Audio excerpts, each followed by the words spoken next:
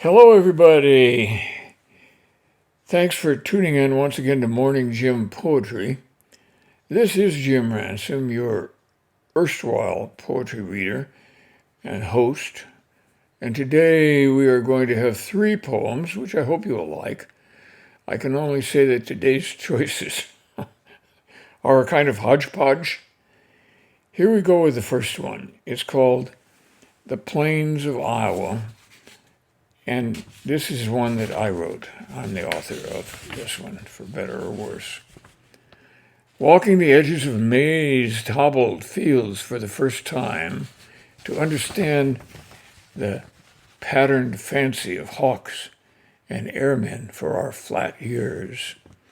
There's no arranging people, meadows, trees, whose growing astounds in outrageous configurations. That pine alone there in the dead gully, rearing from nothing in the ungentled gash, grows obscurely bent and vaguely green.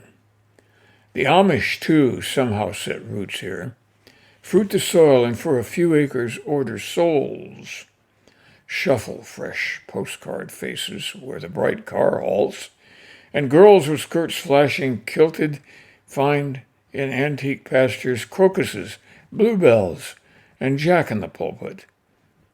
Our calendar saint of the approach of summer and the fervent corn, which you hear grow, they say, only on still nights. The stars are quiet in heavy air. Bright paled in the morning between house and barn, the farmer walks. These fields know tillage with horse and plow. In June, rain cyclists wait and dry beneath the gables of a covered bridge.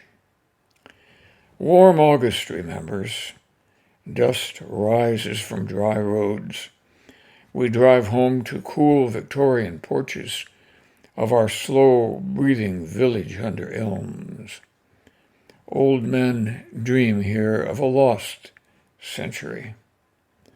And overhead, the sky is fettered where jet planes fly.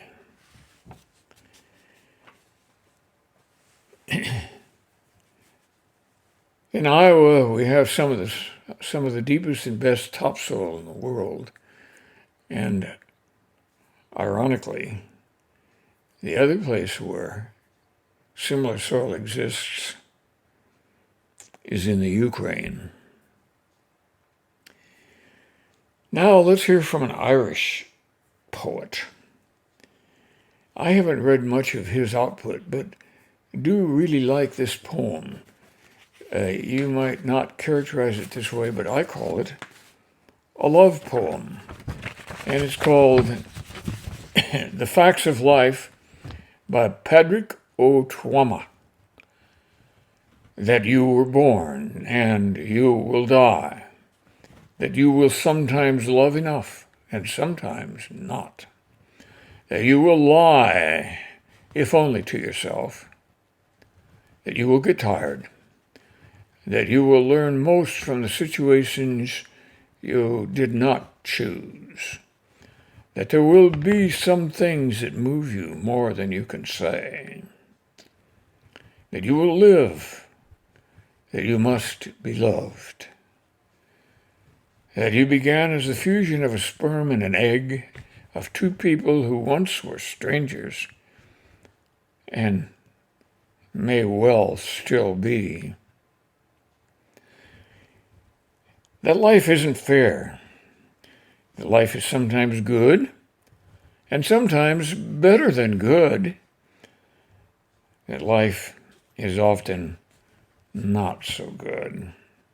That life is real. And if you can survive it, well, survive it well. With love and art and meaning given where meaning's scarce. That you will learn to live with regret. That you will learn to live with respect. That the structures that construct you may not be permanently constraining.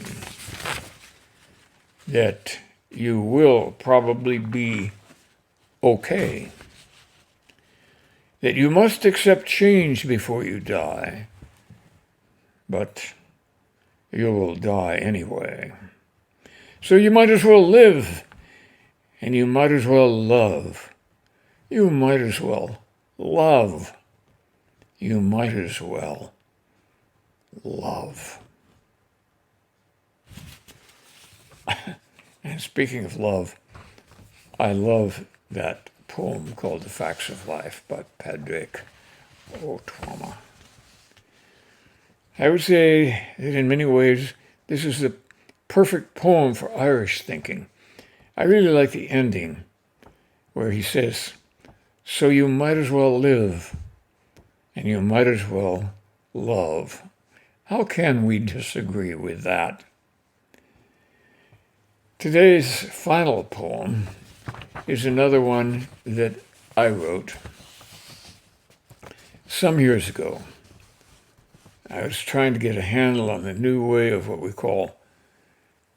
what I call comp conversing, using a computer to do all sorts of things, including